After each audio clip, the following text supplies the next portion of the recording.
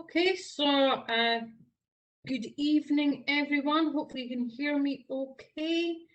I do sometimes have a bit of a connection issue with WebEx, so if you don't or can't hear me, just pop it in the chat function so I can try a different channel. So welcome everybody to our third live virtual session this year from the Energy Institute. Those that don't know me, I'm Rebecca Allison. I'm the chair of the Aberdeen Highlands and Islands branch, and I will be the chair for the evening and take us through the question and answers at the end of the presentation. Just before we get going and hand over to Murray and Scott, I just want to point out a couple of bits and pieces. Our next event, if you're interested in it, will be on the 29th of April, and that is focusing on Orion project. So the title of that is Orion at 60 degrees north, and it's about the projects and partnership of the Orion project, looking at some of the interesting work that's been done on there. So if you're interested in that, they'll be on our branch page shortly.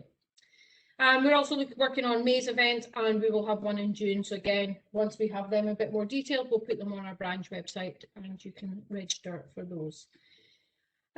Also, just a bit of update for those that are interested or maybe involved. We have the annual dinner is now being postponed to the 7th of October. So those that were interested or want to come along, there are still some tables available. So please get in touch if you want to get involved in that. And the proceedings for this year's charity will be Pounds for Piper Trust. So it's been moved to the 7th of October. Hopefully we get to go ahead with that given COVID.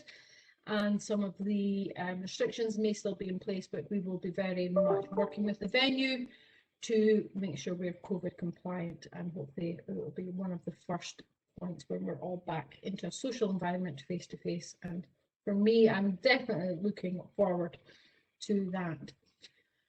Also, we normally have our asset management conference around about that time. So again, we're hoping to go with a live face-to-face event. It will be obviously based on restrictions, maybe a blended online with a face-to-face, depending on what we can and can't do. And that will be around about November time as well. Again, just pushing out slightly to give us time to overcome some of the challenges we've all facing at the moment in the current times. And also, just for a bit of info and awareness, if anybody that's on the session today is interested in becoming an Energy Institute member, whether it's through the chartership side or just getting involved in more the activities, then Yvonne and Alison are our two membership advisors, so they will be online after this event, or Terry, I think, is going to be online at the end of this event. So if you want to know more then, you can stay on and have a chat. Or if you want to know more, if you can't stay on, obviously reach out to us and we will put you in touch. So I am just going to pass over now to Murray and Scott from Whittaker Engineering. This is actually a topic that's quite close to my heart. I'm very interested in additive manufacturing and what we can and how we should be using it going forward in the net zero and in the energy transition world. So I will hand over to Murray. I believe it's going to be up first. Or potentially Scott, I'm not sure. Handing over to Whittakers. Thank you very much, Rebecca. Can everyone hear? I hope so. So, thank you for that. Thank you for the introduction. This evening's topic is wire arc additive manufacture. So, joining myself is Scott McDonald. Scott McDonald's our lead sort of WAAM engineer, if you like, here. That's what we call it, wire arc additive manufacture. And Scott will answer any technical questions as we go through it. Scott runs the robot, etc. So, we'll start our slideshow now, and then we'll talk you through it. In advance, I'd like to apologise for the long hair and big beards. Barbers are open soon, as you all will be aware, so hopefully that'll be fixed the next time you see us. Okay, we'll share. Okay, so thank you everyone. Welding itself sometimes can be a little bit of a dry subject, so we will try our best to get through this succinctly, but I'm sure by joining this call you all got an interesting subject anyway. So wire arc additive manufacture, WAAM, as it's abbreviated to, is what we're here to talk about. And so we're going to do a brief overview of what WAAM is, how it applies, what it can apply to, how we use it, and then hopefully open the floor to questions at the end. So additive manufacture is not a new process, been around for a wee while now, well, a long time actually, as long as there's been welding. Everyone will be aware that 3D printing is on the rise, has been a good 10 years now. In fact, many will even have home sets in plastic and other materials. The difference with the WAAM process is that it's a direct energy deposition. So it's really a hybrid of solid wire welding, hybrid with multi-function or multi-axis robots. Many applications across lots of ways. The traditional started in sintered and powdering, so this is now moving on to this direct energy deposition, which is a welding form. We can go into that a little bit more detail, but there are many types. You know, the powder, the dipping, and also the plastics you'll be more familiar with. So, where additive manufacture with us? So, our arrangement here at Stonehaven, we have a 8-function robot. So that has 2 on the table and 6 on the arm. The beauty with WAAM, it's high deposition, fast build up. Many industries use it, aerospace, manufacturing, and car industry currently. We are some of the first, although there are several companies now in the energy sector using it. So we're able to deposit 10 kilos an hour with our system, and it works across a wide range of materials. All the work to date we've done is in carbon steel, although we're starting in our stainless, aluminium, and fingers crossed titanium practicing soon, that we've really got the speed with it. I'm going to show the centre video on your screen that it plays, and this isn't done at Whittaker Engineering, but it's an example. This is for the rocket industry or space rocket. WAAM's perfect for that, so it gives high deposition, fast deposit, but low weight, which is obviously a key part of the aerospace industry, particularly rockets. I'll stop that before it goes to the test video. So next slide, I'll get 2. So the Whittaker capacity, so as I said earlier, 6-axis cooker robot with a 2-axis positioner, capable of 5 tons. So we think it's one of the largest, certainly in the northeast of Scotland, with slightly more capacity than the AFRC, the Advanced Manufacturing Research. See what the C is down in East Kilbride. So we're quite proud of that. But again, very much at an early stage. We use our Autodesk PowerVault CAM for the planning and profiling, you know, the setup and programming, and then we use a Fronius TP600i. CMT, which is cold metal transfer, push-pull MIG system, and then we have a fancy welding camera called an Iris for taking pictures. It's coupled all together with a cooker manipulator. So when we talk about 6 functions, the robot has the 6 functions of the arm, and then the 2 axes come from the manipulator or positioner, is more commonly called in fabrication. So that's our current setup.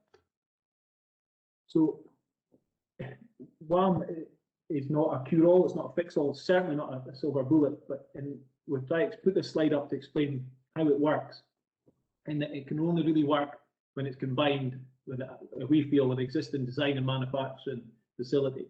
So the ability to design, you know, using finite element analysis and all the processes design, so you have to have that knowledge to really make it work. You can't just buy it and start making items because of metallurgical reasons, strength materials, all these kind of things. So design is key.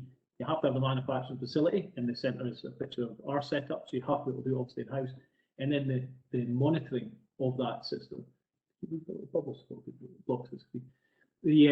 monitoring of it. When we talk about monitoring, we're talking about the NDT processes and the ability to analyse the welding. So we have in-house welding engineer here, and we are a BS3834 company, which is an ISO in welding, so that helps hugely. So you have to understand what you're depositing and making for it all to make sense.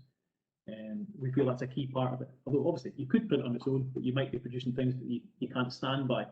And when I say that, we're going to talk about, you know, what comes next, the classifications, the certifications that come with a new process like wire additive manufacture. So almost all of us, if you're an engineer, will have seen additive manufacture before, because it's not new. We've been, whether you do it manually with a stick rod or a TIG rod or whatever, things have been built up, overlaid or clad for 100 years or more. You know, it's a known repair method. So it's not new, but the application of wire additive manufacture, use of robots, the cold metal transfer, it's just more advanced. So, but bores, repairs, things like that. They've been hard facing, they've been done for years, you know, and we still do that on a manual process on a weekly basis. It's not totally new to the industry, it's not totally new to engineering, it's in a more advanced stage of that. So we say it's not a new idea. We found this bit of information, first patent 1925, Pennsylvania in the States. So the guy had the idea, he wasn't able to do it, but he filed for a patent anyway, and the concept there, so it has I think it has merit if it's been thought about for so long. It's just a bit interesting anecdote of its history. Why WAAM? Well, because it's an early stage of development, this question comes up, so we'll have to talk about it. It isn't perfect, but it will become time. So you can build, the reason you can do it is you can build shapes quickly, and that net near shape is a big part of it. So WAAM and other additive manufacturing processes are a direct challenge and threat to casting, forging, and the traditional methods, including subtractive as in machining. So you don't need to buy all the material to make the item you need. So that near net shape is key, particularly important in the aerospace industry, where there are huge amounts of removal in exotic materials like titanium. It's not uncommon to take a 1,000 kilo item in the aerospace industry and leave it maybe at 100 kilos, so maybe as much as 90% loss goes into scrap. WAAM stops that because you only build up what you require and then finally machine the faces that are required. So very similar to casting, but far more rapid. The example on the right of the screen is clear to see. So if you can imagine that was a solid plate, to create that shape you'd have to remove it through a machining method of some kind, milling and turning. When it's built up with the WAAM or the additive manufacture, it's a far less wasteful process. All parts will probably still need machining to some extent at the end with WAAM, that's inevitable, but only the critical bores, faces, tolerances, and important parts. But that same applies to casting and forging. It's a traditional manufacturing method. What can WAAM be used for? Well, we think it can be used for almost anything. I mentioned a few times, fly to fly is a phrase used obviously a lot in the aerospace industry because it's so significant, the reduction methods, but it applies across all sectors and potentially in the future, car manufacture right through to simple items, you know, household items potentially could be done with WAAM as it improves, as its cost reduced and it becomes more readily available. An example at the bottom is almost what I talked about in the last slide, but saying 10 times the final value. You can see that, it's clear. So it will reduce waste. That's obviously a significant benefit to using this process. So waste, time and cost, it doesn't apply, it applies to all sectors. It's ever a drive to reduce cost. Net zero, near net zero, target zero, all carbon reduction will be taken into account across the entire supply chain come time. We're just starting that journey as we try to reduce our carbon footprint as an industry, and then obviously as a manufacturing wider industry. So reducing waste is obviously a massive part of it. Reducing scrap is a huge amount part of it. You see as you work through it, it's all about reducing. It's these 9 R's, you know, reducing cost and reducing the cost environment. So as a quick example, probably the next slide best to talk about that. But these are key parts, including transport and logistics and time. In the energy sector and oil field, time is a key part of it, sometimes more than cost. So this is moving on. Next slide, this is probably more about what we're talking about. So we cannot with 100% certainty say that WAAM is a direct replacement for forging and casting, but in many examples it will be, certainly going forward. So the energy required to make molten metal, to produce large forged items, say for heat exchangers or marine components, large chunky bits of metal, steel, is massive. Thousands of degrees, lots of energy, then transport and logistics. When you can build the same item to give you equivalent strengths, same material grades and output, doing it with a built-up additive welding process with WAAM, that goes away. You don't have to have 1,000 degrees of furnace fired up, you don't have to melt all the material. We are using cold drawn wire, which is the same as a MIG or a MAG, a solid wire for welding. That is we've done some homework and spoke to Cranfield University, and drawn wire is the most efficient use or production of steel, if that makes sense. So they're cold drawing thin wire, 1 millimeter, 1.6 millimeter, And then all you're taking is small rolls of wire and then putting them through your welding process, your WAAM cell, to create the component. So logistics are easier, it's cheaper, it's lighter, it's faster, and there's less handling. It will not apply in all examples. Forging, castings are a huge part of manufacturing, but it will reduce it. And then potentially in the future, it will reduce even further. And obviously, there's the waste factor. There's very little scrap. So final machining sizes are near net shape, as described earlier. So it'll be light final machining to create your final shape. So huge impact on the environment going forward. Maybe not today, but certainly tomorrow and into the future, that'll help. Can we use it? This is to really to ask the question to everyone in the room or on the call, where does it apply to us? So people say, oh, it's just for aerospace, it's just for this, it's just for that. It seems to be getting more and more commonly used across all sectors, as mentioned earlier. So the centre picture to the left is a pelt and wheel for a hydro scheme. And they've been using WAAM for a long time, actually, to build up their buckets, and they found more beneficial results. Picture on the left is a hook, and I believe it's a Dutch company, Harmonization, made the world's first printed hook, and I can't remember the exact tonnage, but it's large, it's into the hundreds of tons of hooks. An example, another Dutch company making impellers using WAAM. So no need for a casting, no need for a foundry. This is built up on a bed from a stock wire and then machined, hand fettled to finish the shape. And the component in the middle is a titanium part for aerospace industries, for aircraft legs, I believe, showing how it was built up and then finished. Massive improvement, massive time saving. So there's still a lot of R&D to be done in this subject. Once it's through that stage, it will be a huge, huge benefit across multi-sector. So case studies. We're currently working with a few customers, clients, on case studies for them. We're involved with the Oil and Gas Technology Centre also, because it's an innovative technology and it will change. The components shown are examples. So on the left there are some pipeline clamps that we fabricated. They're made from plate, profiled, cut, welded together, full pen welding. That is a prime example that we feel in the future could be printed using WAAM. So reducing half the production time, we feel half the cost, and also it will be a stronger unit component because there'll be no full pen welds, no distortion, no heat. It will be completely made of weld, and that's a good example. Centre, small things like aluminium castings and casings, particular examples for that. Maybe not the complexity, but the rarity of the component or the scarcity. So in the energy sector, across many industries, this also applies. When components or systems become old, they are no longer supported by the OEM, original equipment manufacturer. No one's going to do a special run casting for one small casing. WAAM could fill that gap. So it's almost an OEM gap filled where they no longer support a component. Potentially, you could print it in WAAM, finally machine it, and get your kit back up and running. That applies multi-sector across a wide range of things. Redundant or near redundant equipment will be a challenge in the future, particularly in the oil field as it ages, but across many, many sectors, replacing old parts. They're all kind of examples. So these are things we've went out to clients for and have come back with some requests and case studies based around it.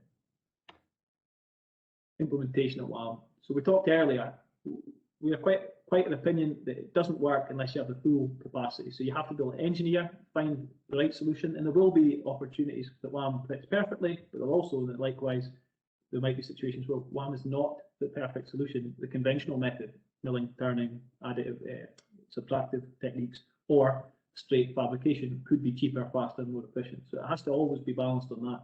And you have to have the capacity to machine. Machining and WAAM go hand in hand, and potentially in the future, WAAM cells will be more commonly placed in machine shops because you have to complete your component near net and then do the final machining within that shop, or it could be subcontracted. We have this at Whittaker, but it's a key part as well, the ability to monitor and scan the items at the end of the job. So laser scanning as it comes in, checking size and tolerances, and then the same at the end, including entity processes and all the other component parts. Some parts we've made here over the last year. We're just over 2 years ago, just over 2 years into our WAAM R&D experience. Started with very basic shapes at the start, build-ups. We've now made 1 metre tall by 1.5 metre long wall of weld that's getting cut up for sampling just now. It's waiting in the lab, and the component in the middle is a very unusual shape. It was in Total's reception for a period of time as a display piece. It's an amoeba an early life form or cell shape. The reason that was selected is just complex. It's got overhangs and curves, and it's hollow in the centre. And then the pictures of the robot producing and laying down material. It's simple and very, very safe to use. It's an enclosed cell, and if the operator's in there, the welding food's on. It's not particularly dangerous, high risk or high temperature, and simple to work.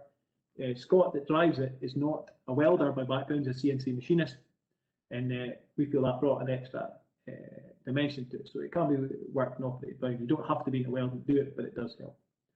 I think that brings us to the end. Rebecca and I want to step in, but we're open to questions. Oh, sorry, we're going to play a short video, if you'll allow us to do that second, of our cell at Stonehaven. It's just a walkthrough of what we have. So let's go get that up. And obviously we're happy to take any questions at the end. Happy to either in the text box or just requests.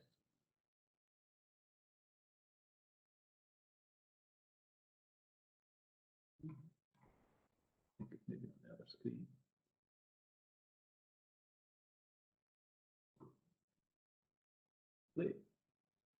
So this is our arrangement in our workshops. This is our R&D department. Just to give you a physical look around what a WAAM cell, or what our WAAM cell looks like. Some of the components laid out, all test and trial. Very much R&D at the moment, but we're just about to do our first commercial jobs in the coming months. So the cooker robots, you may have seen them on television. They're quite common now. You get them in car plants, manufacturing facilities around the world. So this has just been adapted for the process. Looks like a conventional MIG torch. It is similar to that, using CNT, and then shows the capacity of the manipulator. It's a very smoke-free and clean. We have extraction, obviously, but it's a very clean process as well, and very minimal spatter, so good results. That side of things.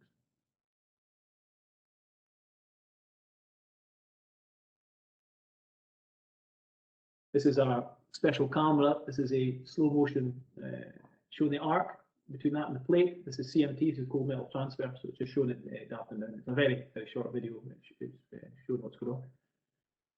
So I think that's us, Rebecca. If you guys are happy, I hope that was clear. Any questions, we're happy to answer. Thank you for that, Murray and Scott. So if you can use the chat function or the Q&A, I think there's the Q&A function. I didn't actually know was there. Just Mike Adams, thank you for pointing out. We've got a Q&A section because I'm familiar with the chat function. So just to kick off some of the discussions,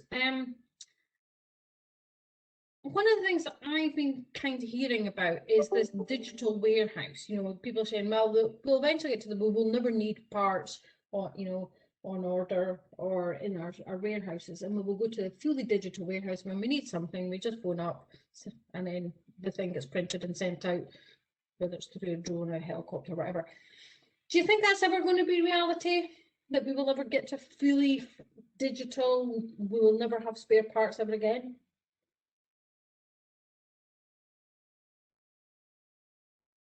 That's the ultimate for us, Rebecca. That's the ultimate just-in-time model, and I believe the automobile industry have pulled it off quite successfully. Also, there's a few delays at the moment with Brexit, and hear stories of Nissan, Honda, and things like that. But oil industry, good question. It's possible in theory, I suppose, and I don't think it's any secret. Total are a big champion of the digital warehouse, and I think it's from a lot of standard components that's possible.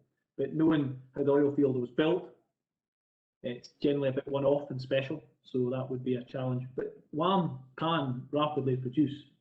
So if you've got a good scan of your component, you can turn that scan into an actual component quite quickly. And even if it is a bit bespoke, I don't think it would affect it that much. Good question. One for the future, I suspect.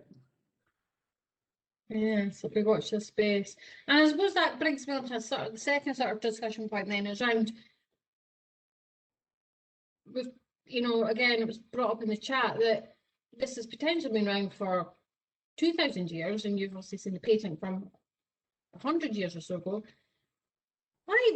What's the reluctance for the oil and gas industry? Because aviation, aeroplanes, one of the most critical piece of assets you've got out there. I mean, if it goes wrong, it goes badly wrong. And they've been using additive manufacturing for a long time, you talk to the oil and gas industry and it's, well, we're not quite sure, we're not, so what's the reluctance? Because of highly critical industries can do it, why are we not doing it? Again, from your experience, what's the conversations or the challenges around that? The conversation is definitely changing, and the more the guys we're dealing with, some of the super majors and others are quite engaged with it. I hope it's not just a hobby, you know, a pet interest, and they genuinely want to take it on. Good question. Risk averse, perception of risk, but as you say, we all fly our families on airplanes that now have WAAM or equivalent, you know, sintered or other additive manufacturing components within them. I started my career as a subsidiary of Rolls-Royce and understand the criticality of gas turbines and things, and they've now got quite a few components, including airframe, landing component. Good question. Everyone's desperate not to be first, everyone's desperate to be second. I don't know. I don't know how to answer that.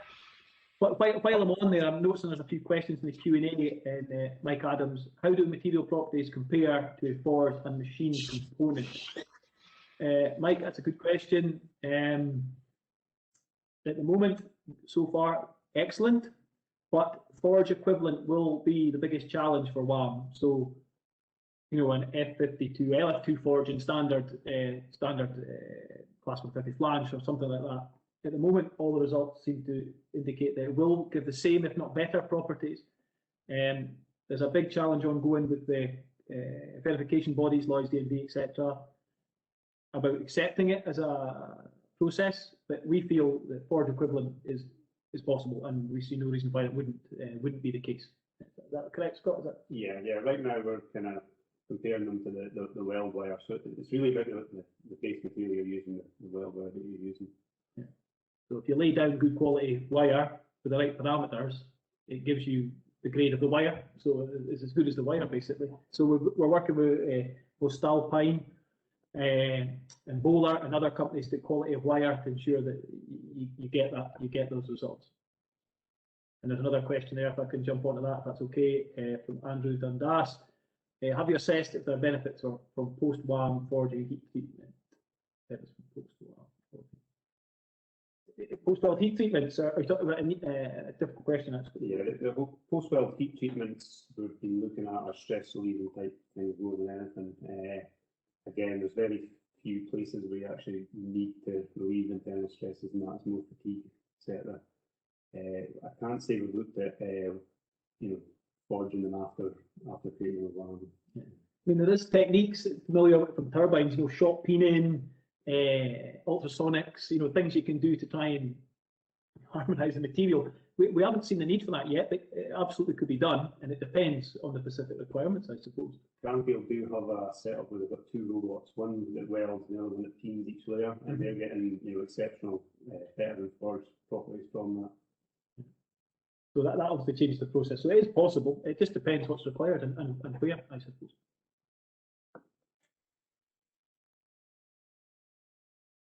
Okay, I think that's was to look at. Any more questions? We're very happy to field them. I think there's a couple of questions around the costs.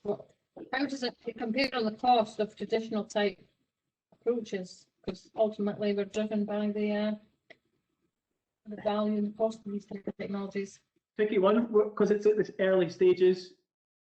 We know this from our OTGC experience. It's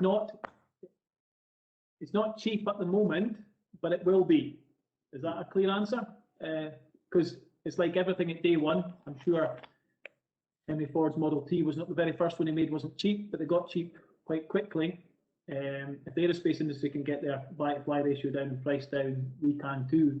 The problem will be the range of specifications, particularly in the energy sector, of our clients. A standardisation of WAAM or additive manufacture is important. We do know, I think it's Lloyd and DNV are talking about a applicable standard, so you know what you're printing every time, to what spec and to what grade. But I think it depends actually, doesn't it? So if you have a critical gearbox casing for an obsolete pump that can't be removed from a rig, for example, it's too big to be lifted out, the cost is replacing the entire bit of equipment for one item that's broken. So versus value cost, WAAM would be a very, very cost-effective solution. Mass manufacture at this stage? No, not at this stage, but for one-offs and specials, absolutely. Every time as well, you know, if you're waiting 6 months for a forging, whereas you can get one of these in less than a month, then there's a cost associated with waiting time as well. Yeah, we're actually doing a commercial exercise just now on that basis for an impeller for a fan. It's a small aluminium component we will be printing hopefully shortly. The component's only made in the OEM's manufacturing facility in Brazil. They have a 6-month lead time, I think, was quoted. Yeah, so the component for us is a little more expensive, but you can get it once we're all set up. It will be a week or two versus waiting 6 months for a pump that you can't run. It's if it's critical, you know, that matters. So difficult question, but I think it's not a simple answer either, to be honest. Yeah, I think it's the same with a lot of emerging technologies, you know, even in our own personal lives, you know, phones were very expensive as the technology matures and develops and it's more widely used, costs come down. So yes, I think everybody's aware of that, but that's obviously the one that causes the biggest concern sometimes in the oil and gas industry, that we're so cost driven at the moment that some of these new emerging technologies don't quite make it off the starting blocks, but hopefully that will improve. And again, that maybe comes down to some of the conversations around how small, what's the size of the components that you can do, because obviously a lot of people talk about how big you can go, but I suppose there's the opposite question: how small can you go on some of the components? Scott, that one for you. How small a component can you make? Heat concentrations are a bit of a problem if it gets too small. The layer height as well. So our layer height is, you know, we can get down to about 1.8 millimeters. So yeah, the WAAM isn't for small components really. It's for bigger components. You know, you're at least 100 mil, 100, 200 mil minimum. So if you can imagine, if you're doing a conventional welding, if you do a slot weld, you're putting all your heat focused into one little point, and the same kind of thing applies to WAAM if it's very, very small. But, you know, as Scott says, you know, after 20, 30 millimeter diameter becomes acceptable, and then height and things like that, maybe 100. But those challenges will get improved in the future. And this is a technology, and it's got not infancy, but you know, it's stage one probably. And as these things improve, heat inputs improve, the wire improves. I think that will get better. It's difficult to say, but generally it's that slightly larger to medium-sized components. It fits very well, and the bigger the part, the better results we get, isn't it? So yeah. When we're doing a meter-long run, we get excellent properties across that because the heat disperses properly and it works better as a cold soak. That makes sense. A lot of these desktop 3D printers, even the metal ones and that, they work up to about 200-300 millimeters. So they're kind of covering the 0 to 200 kind of scale, and then we're happy to cover everything after that really, which is quite a lot of the oil and gas industry, to be fair. Yeah, absolutely. Things like rail sector, we've got a discussion with them shortly. That's rail cluster is very interesting. WAAM for production of components, particularly in obsolete and older fleets. Again, pumps, casings, component parts. So, it's multi-sectoral. It's all manufacturing industries that require some level of WAAM in the future. Added manufacturing. So, okay. Yeah, I think that just coming across about the question around, the development of the application for wellheads and trees and that. So, presuming that type of it will be suitable at some point. Yeah, absolutely. So there's a question on there on layering. Because you're correct on the layers, there is a difference in the layers. The material you create isn't actually isotropic, but the materials are passing what our expectations are in both directions. So you would always match the worst properties, which is through the layers, to whatever you're trying to make, and you match that with the weld wire. So there's no concerns as per se with the layering. It's just you have to be, as part of our engineering, you have to remember that there is it's not isotropic, and you have to take that into consideration. There's also things, some of the aerospace industry use these honeycomb type designs, so you can get intrinsic strength that you would never get in plate sectional materials because you're able to lattice honeycomb internals, so you can create thin but very strong materials by that methodology. They create, some of the guys have been creating domes and or spheres, if you like, and then with layers inside, so that things it's uncrushable, you know, but it looks like it's wafer thin. So there's a few applications to. It's a different way of thinking about it, I suppose. And I suppose one of the questions I do kind of ask myself sometimes is around the in-service side of it. You know, obviously at the moment, you know, for traditional manufactured materials, you know, there's all sorts of NDT techniques. And I know people talk about additive manufacturing, the components being qualified or certified to a certain standard, but is there concerns, or do we know enough about them when they're actually in situ and how to inspect and maintain them? Is that a challenge? Is it an area that we need to be considering or doing more research into?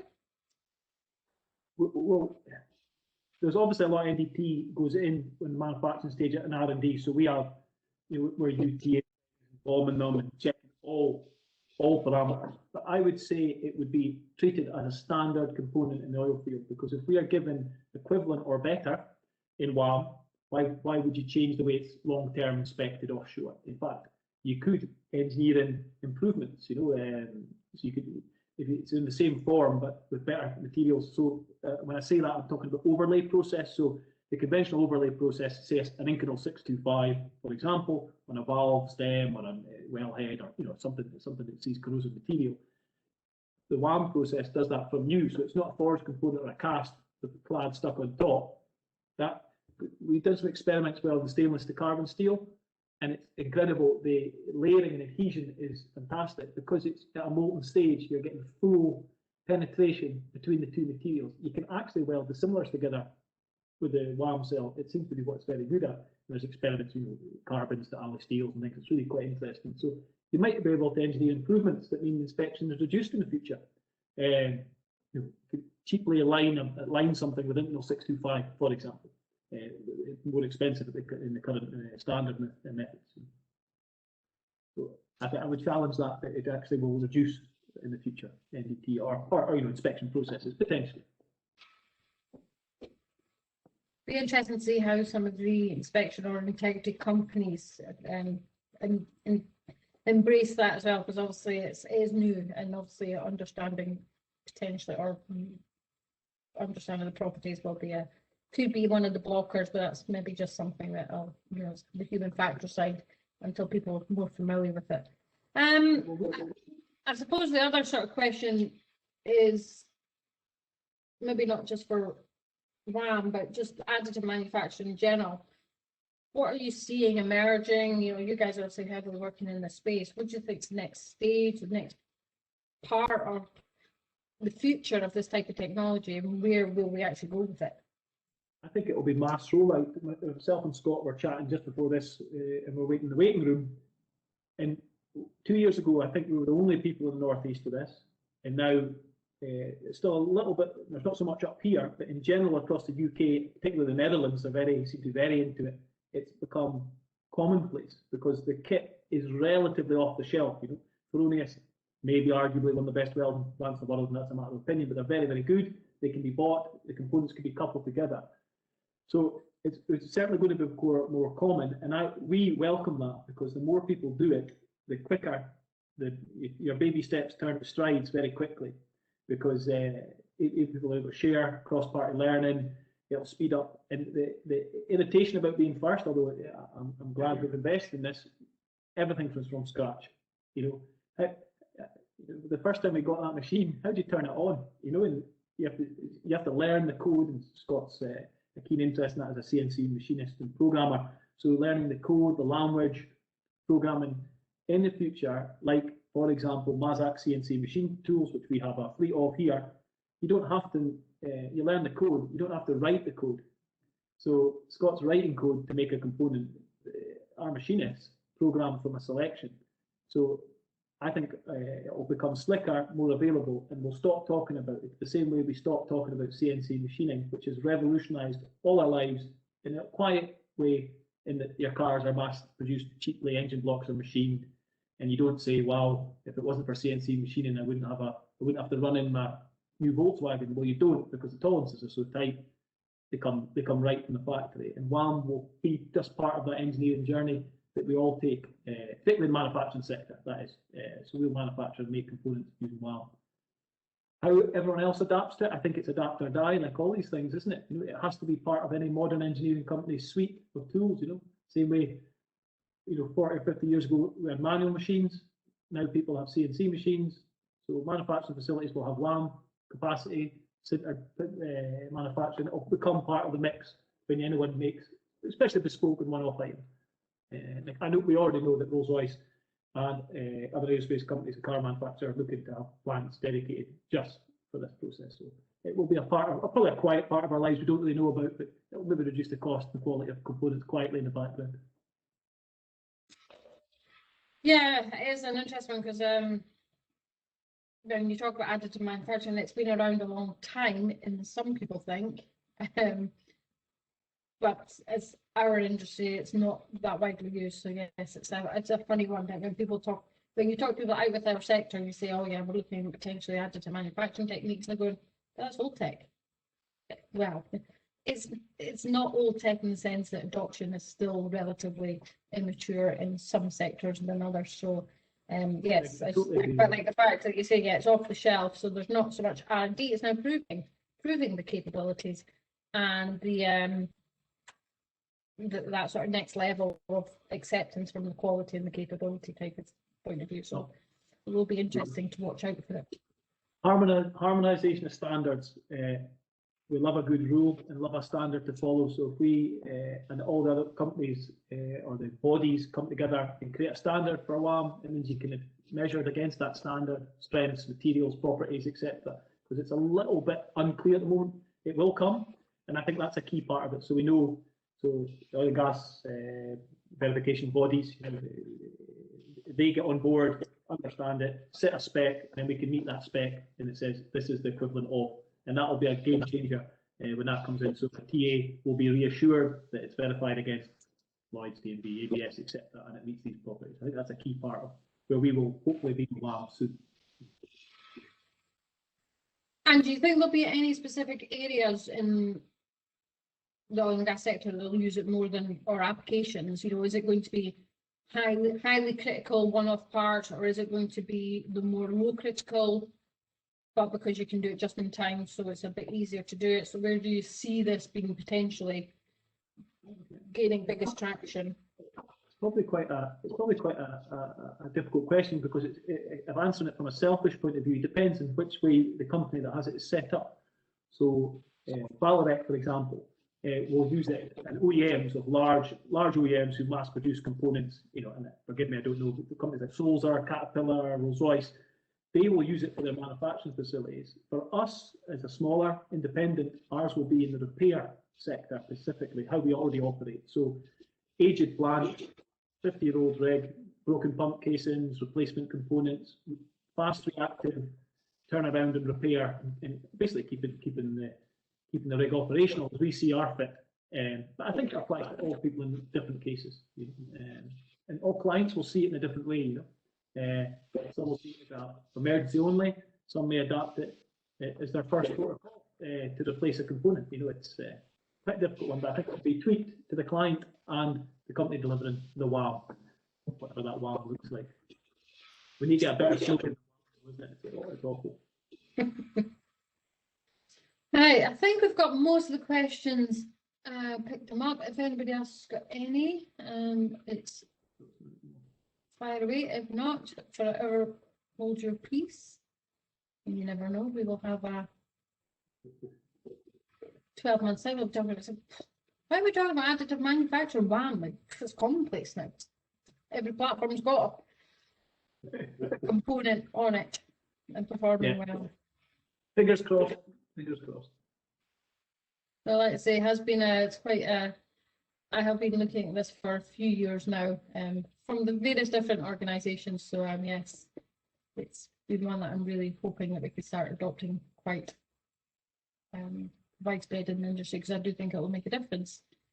This is where you can see I'm struggling to read because I've got tiny. I'm using two screens, and for some reason I've got you guys on a small screen, which was technology is best. Never mind, Rebecca.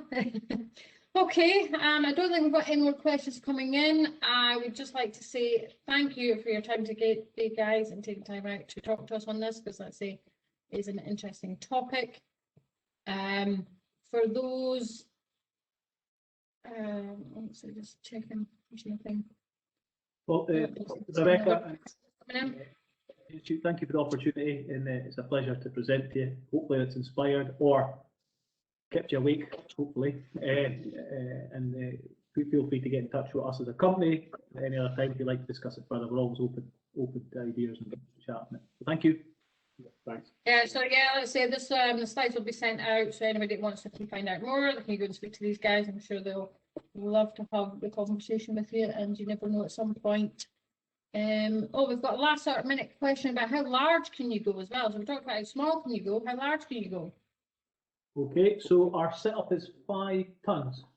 5 tons maximum. We've got the table is about 1.4 meters in diameter. We could go a bit bigger than the table with a fixture, and we can go, yeah, a couple of meters high, 2.5, a bit more with a tilt. We can work around the robot. There's more extremes we can go as well. We can lift the robot up further than that as well if we have to. So just challenge us really. Yeah. You've got a good job. So if you've got a 5 ton item you'd like to be printed, by all means, and we'd love to do it. But yeah, about that's our limit, which we felt would cover most of the things that would be needed in the oil field. So if you're going to buy one, you try and buy it once. So we bought the largest cooker made at the time. So that covers gypsies, smaller gypsies, mooring wheels, and ends and forged heads for heat exchangers, typical. We thought we'd cover most of that. We've not been asked to make one yet, but we'd be very happy to do so. I would imagine we're up at the 5 ton large scale, but you might need a slightly large suitcase of cash to pay for that type of technology at the moment. 5 tons is a lot of wire. Yes. It's a lot of wire. Yeah, it's a whole lorry load of wire. There you go. Okay. Right. So thank you very much, guys. For those that are on the call, thank you for your time today. Like I say, keep an eye on the branch page for up and coming events. Hopefully at some point near the end of the year we'll get back to face-to-face sessions, and if you do want to stay on and talk about membership, Terry is on the line to talk you through any of that. So thank you very much for your time, guys, and we'll see you all soon.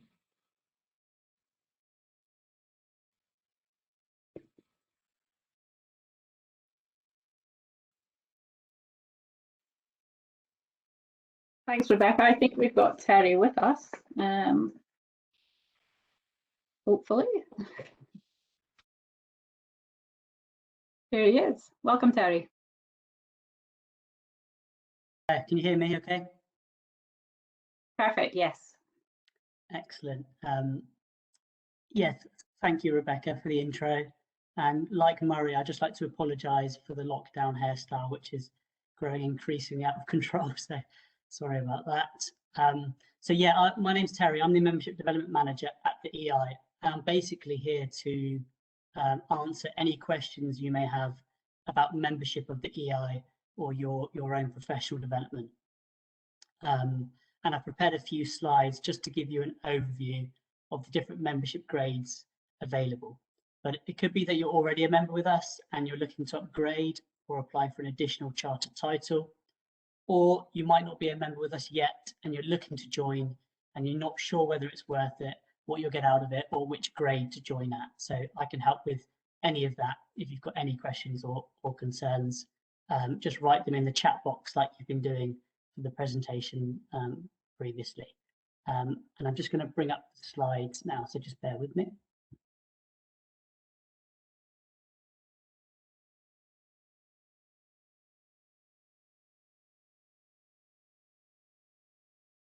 Slowly now, it's being very slow.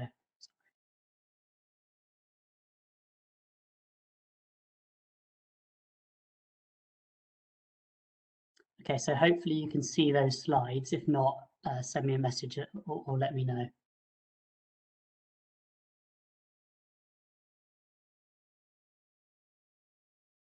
So we have 3 introductory grades of membership at the EI. On the left there, we have student membership, which is basically for anyone who is studying either undergraduate, postgraduate, or PhD level, or you might be on an apprenticeship. In the middle there, we have associate member, or AMEI, and that's basically for anyone who's committed to working towards professional membership or professional registration. It's for those who want to progress and develop their careers in energy. And on the right, we have affiliates membership, which is for anyone who works in energy or just has a general interest in the energy scene and wants to keep up to date. So if you're not necessarily studying or you're not interested in upgrading to a professional membership level, then affiliates membership would be for you. So for all three of these grades, you can join online via our website. It takes just a few minutes. There's no assessment involved of your qualifications or experience, and you'll get immediate access to all the membership benefits and services that we offer. And there's a web link there at the bottom of the slide, which will take you straight to the relevant screen. Now, even if you are ready to apply for professional membership now, because you have plenty of experience in energy, you do have to be registered as a member with us before you can submit that application. So it's the mandatory first step, if you like.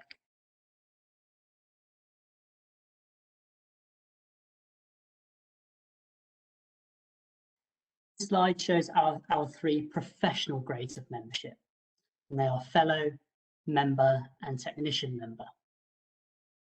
Fellow is the highest grade of membership that we offer. So fellows are those that have worked at a senior level for a number of years. They're the leaders in energy, they drive the profession forward, and they'll have an excellent level of leadership and management skills.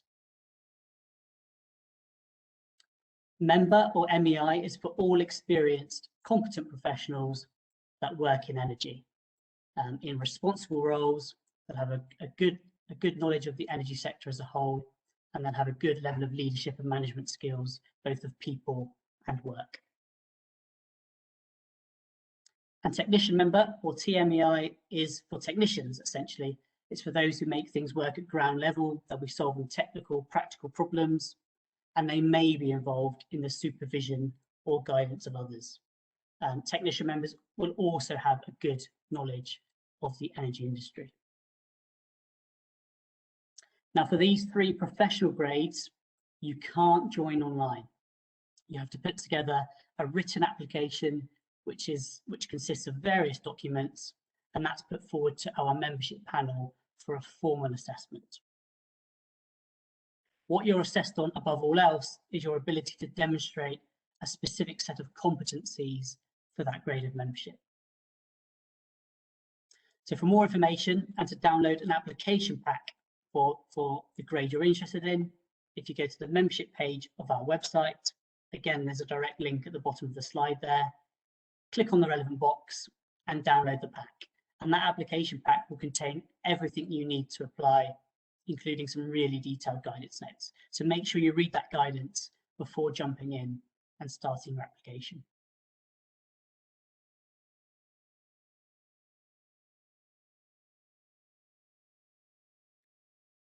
This slide just shows a typical route or pathway to professional membership. It's not the only route, but it's a typical route. So you begin as a student member whilst you're studying. Once you finish your studies, you would upgrade to associate member, or AMEI.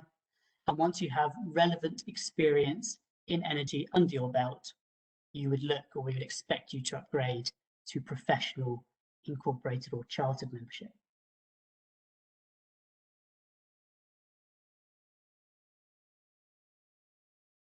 And lastly, this slide shows that as well as our professional grades of membership, we are also able to offer lots of other additional registrations.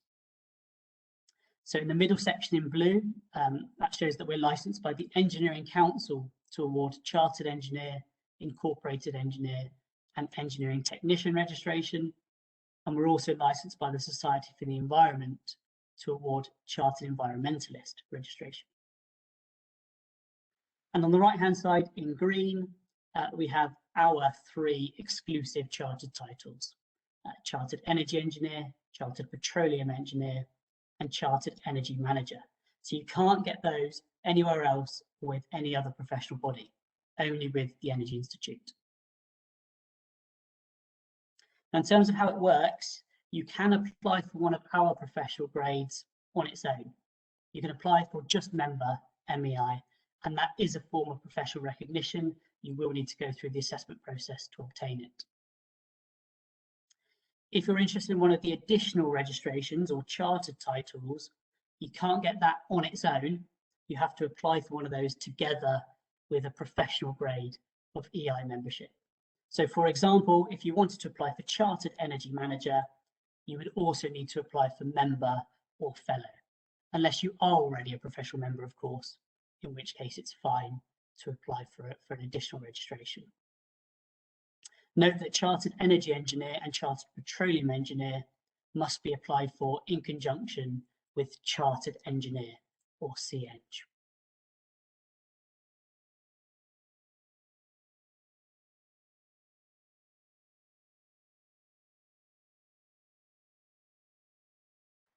I've just included this slide as well, just as a reminder to our existing members about some of the benefits of membership that you're entitled to, because there's a huge range of different benefits and services. And to those non-members on the line, it's a sneak preview, if you like, of some of the benefits you would gain access to once you've joined. And that ranges from access to knowledge resources to help you learn and stay up to date with industry. So that could be our monthly magazines, Energy World and Petroleum Review, or it could be access to our e-library and our knowledge website. And there are lots of tools that we have that can support you on your journey to professional membership. So for example, we have My Career Path, which is an online professional development tracking tool. So you can log and record your CPD activities there, but also it's brilliant because it's structured against the competencies we're looking for our professional and chartered grades. So you can log your activities against those competencies, and that basically means you're making a massive head start on any application that you're planning in future.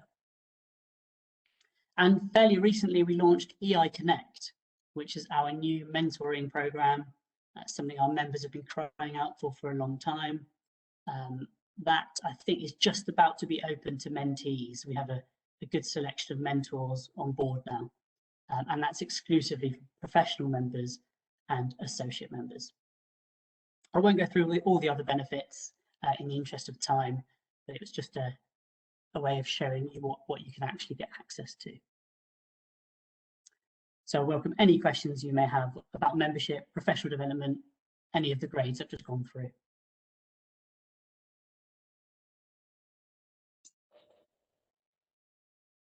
Thank you, Terry. It's always useful for part of these sessions because we get such a wide audience potentially participating that are maybe not members. So we've just thought we'd use this as a good opportunity to remind everybody how to get involved if they so wish. So for those, I'm just conscious of time. So for anybody that is wanting to know more, either reach out to the branch or Terry direct or through the EI ambassadors we have through Alison and Yvonne. We'd be more than happy to talk to you through any options. Or if you want to get involved in any other aspects of the local branch, or with even suggestions for technical content or speakers, then we welcome anybody to get in touch with us, because obviously we are trying to put on content that you're interested in, as well as expanding your knowledge and network. So I'd like to say thank you for your time this evening, and let's say the next one is in April, and I can't remember the date. Katrina? 29th of April, yeah. Thank you for that. So hopefully we'll see you all on the 29th. Thank you very much. Thanks, Rebecca and Terry, and all our panelists this evening. We'll see you again soon. Thank you. Thank you, guys. Bye.